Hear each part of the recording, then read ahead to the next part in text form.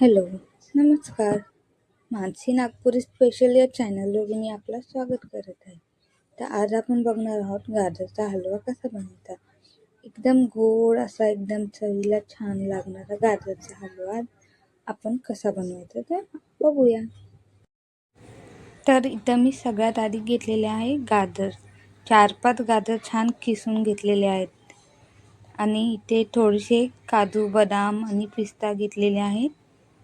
छान बारीक करून कापून घेतलेत. 4 ते 6 चमचे साजूक तूप घेतलेलं आहे. तर कढई छान तापली आहे. याच्यात आपण साजूक तूप घालूया घेतलेलं. सगळ्यात आधी आपण याच्यामध्ये किसून घेतलेला गाजर टाकूया. छान मंद आचेवरती थोडासा परतून घेऊया तुपामध्ये. बघा, तुम्ही बघू शकता, छान परतून घेऊया आपण.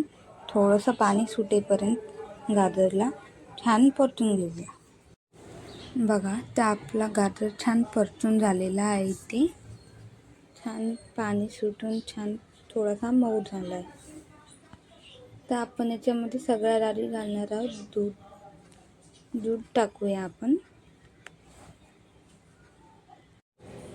छान एकजीव करून घेऊया दूध टाकून. तर इथे दूध छान एकजीव झालेलं आहे गाजरसोबत. तर आपण या दुधाला छान आटवून घेऊया गाजरासोबत, मऊ होऊ देऊया चांगलं.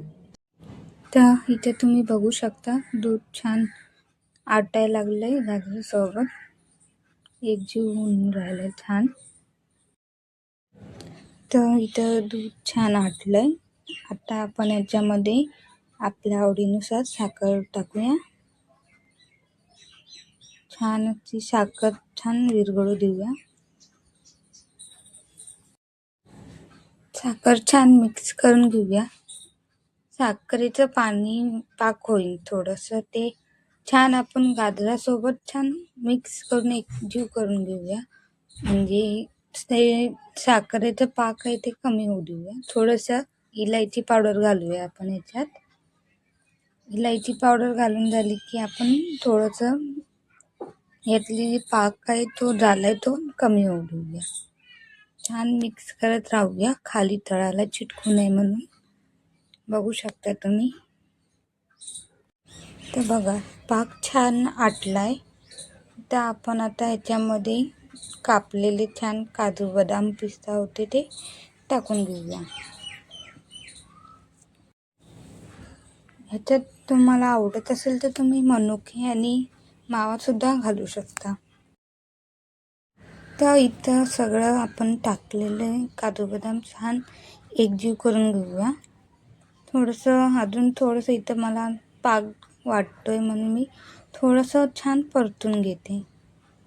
छान थोडंसं सुकं होईन असं आपण छान परतून घेऊया. आपला गाजरचा हलवा तयार आहे. बघू शकता तुम्ही कसा मस्त रंग आलाय छान असा.